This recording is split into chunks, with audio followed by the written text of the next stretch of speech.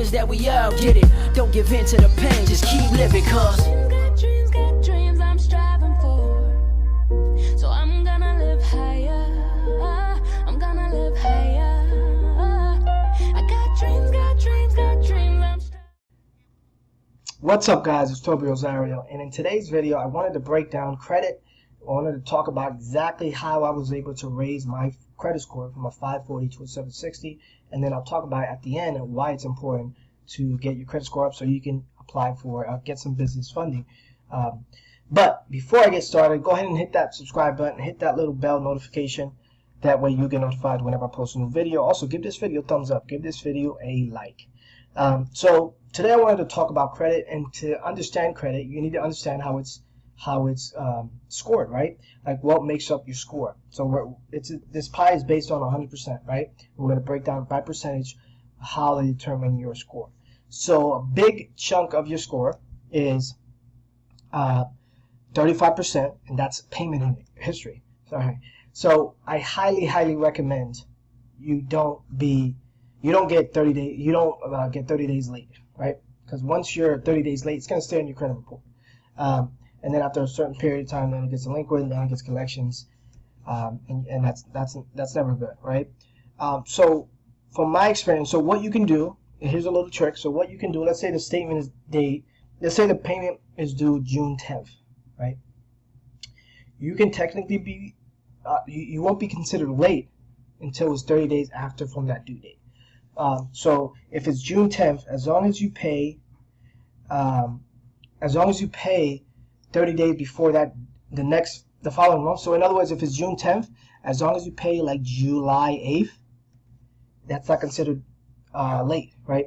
Because it needs to be 30 days or more late for it to show up on your credit report as a late payment. So let's say you can't make the due date, you can't make the payment on the 10th, in that example, right? You can actually wait till you get back on your feet, and you can make a payment like July 8th, right? To be safe, you want to do it like July 8th, because after July 10th, it'll be 30 days or more late, and that's going to stay on your credit report forever, right? Unless you can get it removed, but that's essentially you don't want to be late.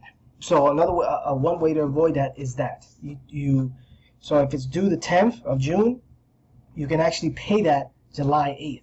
Now your next payment is going to be due June 10th, and you have to you can do the same thing. That you can kind of like delay it a few weeks, but you never ever want to be 30 days late. You don't want to be late, because it's a payment history. It's 35% of your score. That's a big score. All right. Another thing with what your score is, your utilization.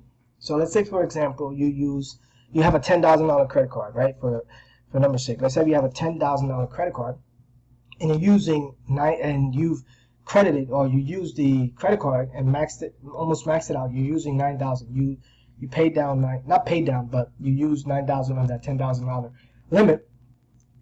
You're at 90%. That's going to drop your score dramatically. So what you want to do is, I know a lot of people say you stay under 30%, but to be honest, the trick is either pay it off in full or stay under 10%. So in that case, if you had a $10,000 credit card, you want to stay under $1,000. Really, 7 to 10% is a sweet spot, unless you paid off in full. But 7 to 10%, I really don't like 30%. Anything under 30%, 30%, it's gonna lower your score, right? But the sweet spot is actually 7 to 10%. A lot of people don't know that. I know a lot of people say you want to stay under 30% of your utilization. So in that case, $10,000, you don't want to use more than $3,000. But honestly, try to stay under 30%. Try to stay in that 7 to 10% range. That helps you score. Another thing you can do is to boost. We'll talk about how to boost your score. So another thing about credit is, so 15% of that, the score. So you're at 65. So 65% of your score is payment history and utilization, and those things you can't control. You can, right? And then I'll talk about if you have a high utilization. We'll talk about debt and things like that. I'll briefly go over that. But a big chunk of 65% of your score is payment history and utilization. Okay, so for payment history, again, you never want to be late, and the way to kind of prolong that 30-day late is to, like I said, if it's June 10th, you can pay up to July 8th just to be safe. So you don't necessarily, that won't be considered 30 days late, right? Again, so if it's July 10th is your new payment date, then you can roll that over to the next August 8th, if that makes sense. As long as you made the July 8th payment. I hope that makes sense. But technically you won't be 30 days late. So they won't show up on your credit score as a late payment, right? Which is very important. And utilization, the generic thing is to stay on to 30% or less, but you really want to be in the 7 to 10% range. Honestly, you want to be in the 7 to 10% range. That really helps your credit score. Now, the 15% is length, right? How long have you had your credit, right? And that's like age, right? So what they do is, so how do they determine your score is how many credit cards you have and how recent are those credit cards and how long have you had those credit cards. So if you had 5 cards and 3 of those 5 cards you got within the last year or so, they're going to divide that and give you the average time you had those, and that does affect your score. It doesn't. So the longer you have a card, the better, right? The longer you have a card, the length of time, the better, because what that shows is you've had a credit card and you made payments for a long period of time. That shows your credit worthiness. And then another 10% is types of loans. Not loans, types of credit. So like mortgages, student loans, fixed payments, credit cards, revolving credit cards, revolving debt, fixed loans, things like that. Those, like a mix. So you need a mix of different types of credit. So different types of credit. So you can have a mixture of, of all those types of credit lines, if that makes sense. Because you don't want all credit cards. You want a mixture of, like, you want a mortgage, maybe a student loan, maybe a car payment, because it shows you're kind of diversified, right? You don't have like all just credit cards. You have a car payment as well. You have a mortgage. You have a student loan, and you're making payments on that as well. You want a mixture of those. That's only 10%, but that is important. And then the next one is just like new credit. Now, the biggest myth out there is that having more credit cards is bad. See, what you don't understand is you need a minimum of 21 credit cards active to get a perfect score. And a perfect score is 850. That's a perfect score. And in order to get to that level, you need a minimum of 21 credit cards, right? So when someone tells you, oh, you don't need that many credit cards, that's, if you try to get into the minimum credit cards you need in order to get to an 850 perfect credit score, you need 21 credit cards. Okay, so that's a myth. Now, what you can do if I'm going to give you some tips on how to increase that score. This is what I did when I didn't have credit. What I did was, so I had a Capital One, and I got a $200 limit. I went over by $1. I got charged for going over that limit. I got charged for being late, and I never paid it. And then I went to collections, and I had to rebuild my credit. And the way to do that is, what you can do is, if you don't have any credit history, you can do what's called a secured loan. Essentially, you go to a bank, you give them, let's say, $500, $500. You go to the bank. I went to Bank of America. I gave them $500 cash. I told them I wanted to open up a secured line of credit. What I mean by secured is I secured it with my own money, right? They didn't let me borrow the money. I gave them $500 of my own money, and they put it on the card, and then I made payments on that card over a period of time. And what happened was, when I proved to the bank, to the lender, that I can, that I'm responsible and I can make payments to that card, then they'll raise you. What they'll do is they'll give you that money back. They'll raise that limit, and give you unsecured. Unsecured is when you're not securing it by your own money. It's like they're lending you money, and they in return know that you'll pay them back, right? It's unsecured. So what that conspired to be was, so from that 500, they raised my score. They raised my credit limit up to 2,000.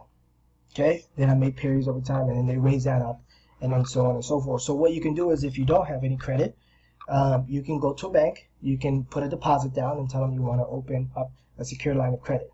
That's a great way to help you boost your credit score. That's number one. Number two, what you want to do is you want to be added as an authorized user to someone who is very responsible, right? Who has a good credit score, who has age on their credit history, meaning they've had a card for a long period of time, who has high limit credit cards.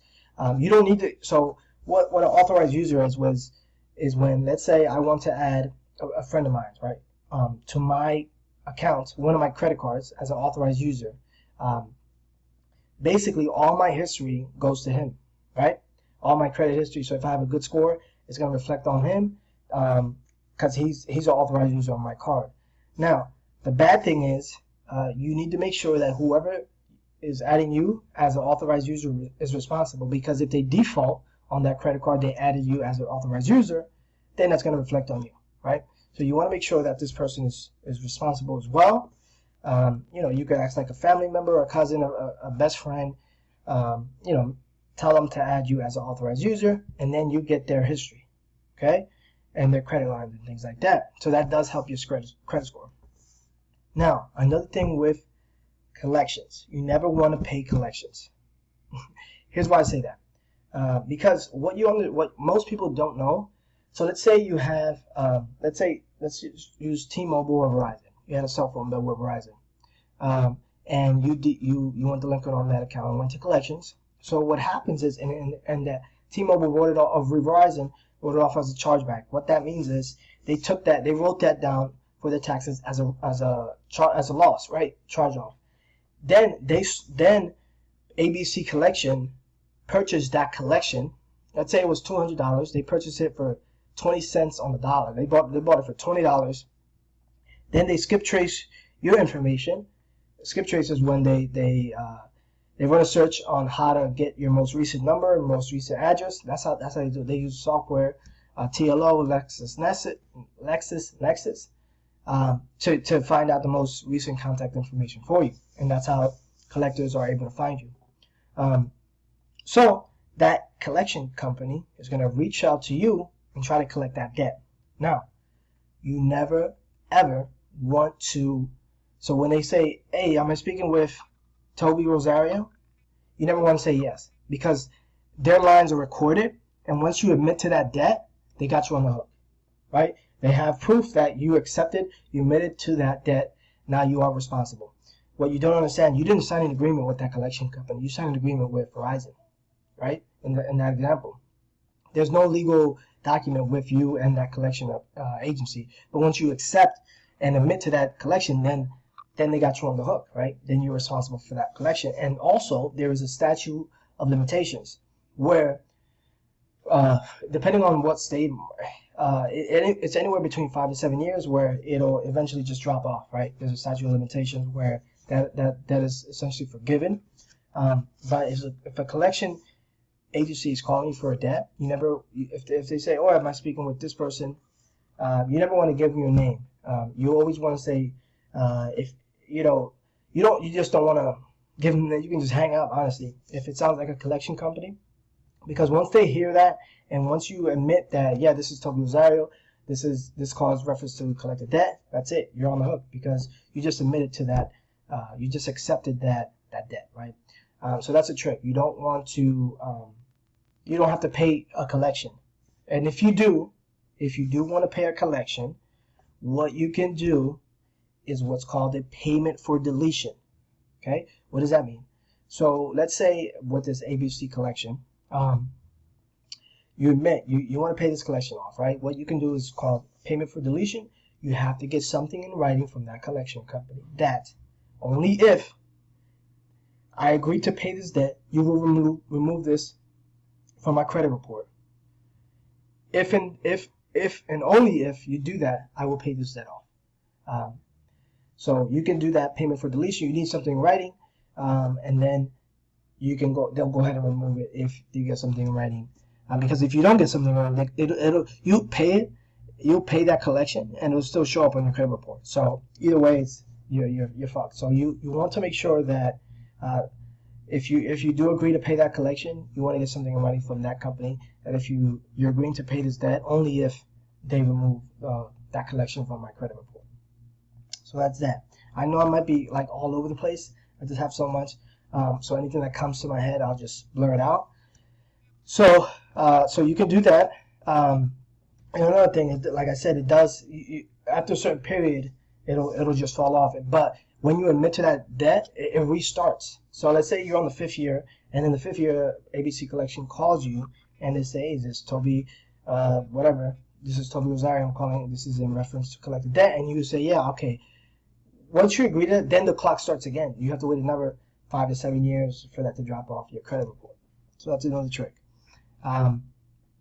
And as far as your utilization, because I'm just looking at the screen here, as far as your utilization, what you can do, if you have high credit card debt, what you can do is you can do what's called a balance transfer. Okay, so what that is essentially you'll have to get a new credit card that offers that can do balance transfers at 0% interest for 12 to 16 months. Okay, some are higher, some are lower. 6 to 12 months. Most of them are 12 months, 12 to 16 months.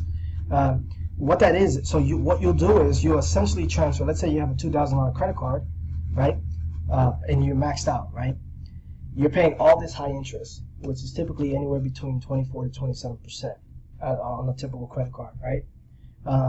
What you want to do is you want to transfer that debt to a 0% interest credit card, right? Balance transfer, and you're going to want to pay that credit card off as quickly as possible because it's 0% interest. So all you're doing is paying down the principal, right? You're going to be paying down that principal. You're not paying anything towards interest, because what you don't understand is when you have a credit card payment and you're just making the minimum payment, most of that is interest. It's not going to principal. That's why it takes so long for you to pay off a credit card. So the trick is, if you have a high interest credit card, you transfer that to a 0% interest credit card, and all your payments, every payment you'll be making to that credit card, to that debt, that $2,000 debt, at 0%, is all principal, right? And that you'll pay off that debt a lot quicker, because you're not paying interest. All you're doing is paying principal, right? So that makes a huge difference. Another thing you can do is, so let's say, another thing you can do is like to boost your score. A lot of people don't know it, so they say make your minimum payment. Pay a little bit more than your minimum payment. What you can another trick that you can do is, so let's say your minimum payment is due June 15th, right? What you can do, let's say it's June 30th.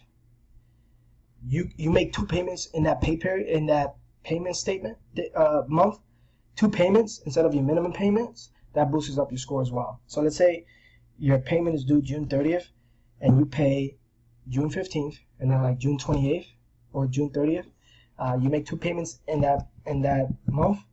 That boosts up your score as well. Another myth. I'm gonna end this video pretty quick. Just want to give you guys some tips. Another myth is that you don't want. So a hard inquiry is when like you try to apply for a credit card, like a mortgage, some type of credit, right? A soft pull, they don't take. It's just a few points. Hard inquiry is only affects your score 3 to 5 points. Okay, so it's not. I mean, and they eventually fall off after the 24th month, and then the longer. So let's say it's after 12 months, it doesn't really affect your score as it did the first month or two. After a certain period, it just doesn't have the same effect as far as and it eventually falls off anyway. So it's not a big. It doesn't affect your score as much as people say it does. But before I end this video, what you can do when you have good credit, you can actually apply for business credit. And business credit is a whole other topic. And if you guys want me to talk about that, comment below. I'll definitely do some videos on that. And if you want more videos on like credit and how to raise your score up, let me know in the comments as well. That's my time. My name's Rosario. Peace.